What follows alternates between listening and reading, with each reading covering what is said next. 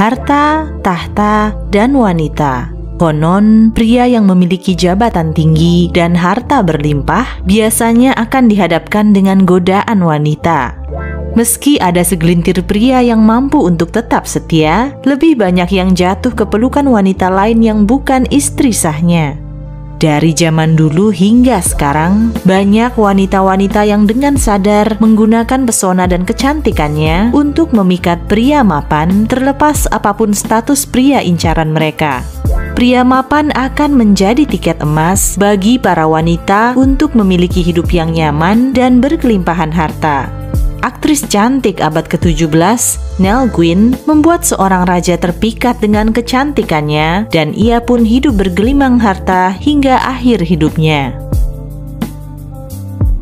Latar belakang Nell Gwyn bisa dibilang kurang jelas.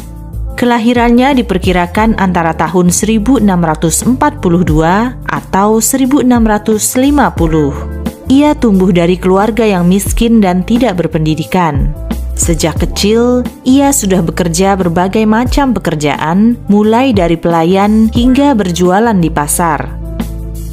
Ketika Nell remaja, ia sudah menjadi simpanan bagi laki-laki yang bisa memberinya hidup yang lebih baik.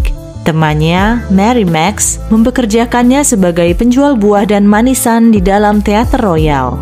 Kurang dari setahun, ia direkrut menjadi aktris teater. Nell pun menjadi salah satu aktris pertama di Inggris karena sebelumnya peran-peran wanita dimainkan oleh laki-laki. Karena tidak bisa membaca ataupun menulis, Nell mempelajari peran-peran dan menghafal kalimat bagiannya dengan mendengar.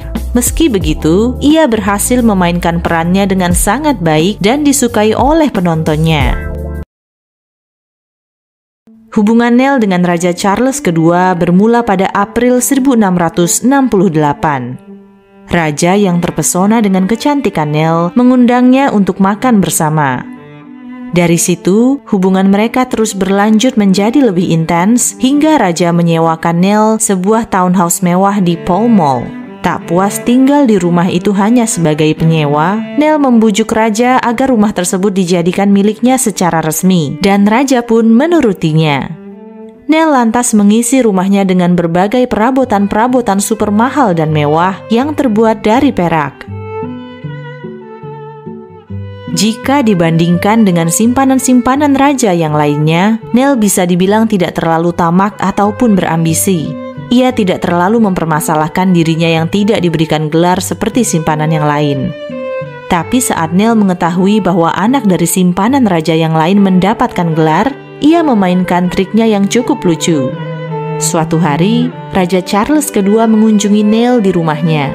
Nell berkata kepada putranya, "Hei kamu bajingan kecil, ucapkan salam kepada ayahmu." Raja terkejut dan menasihati Nell agar tidak menjuluki putranya dengan julukan kasar itu. Dengan santai, Nell menjawab, "Kenapa tidak? Toh Yang Mulia kan tidak memberikannya nama lain yang layak untuk saya panggil." Dengan itu, sang raja pun memberi putra mereka gelar Duke of St. Albans. Ketika sedang berdua, Nell dan Raja lebih suka bersenang-senang dengan menonton balap kuda, memancing, ataupun menonton teater. Nell menghindari topik politik maupun ikut campur urusan negara ketika sedang bersama Raja. Nampaknya, Nell sudah cukup puas dan bersyukur dengan hubungannya dengan Raja. Ia tidak melirik pria lain selain Raja dan menikmati hidupnya dengan tenang. Nell tidak pernah lupa dari mana ia berasal dan selalu membantu teman-temannya ataupun orang lain yang membutuhkan. Suatu ketika, ia melihat seorang laki-laki tua putus asa di pinggir jalan. Nell lantas turun dari keretanya dan mengajaknya mengobrol. Dan ketika mengetahui lelaki itu adalah veteran yang telah membela Inggris, Nell meminta Raja Charles untuk mendirikan sebuah rumah pensiun bagi para veteran yang sudah berjasa dalam memperjuangkan Inggris.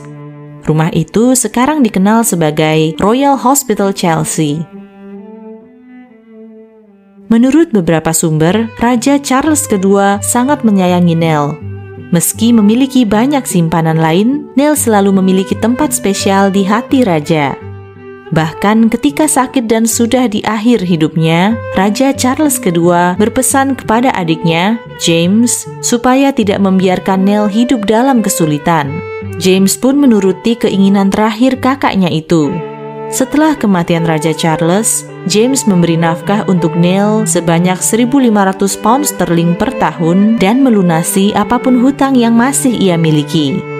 Nell hidup dengan tenang hingga ajal menjemputnya di usia 37 tahun karena penyakit stroke yang dideritanya.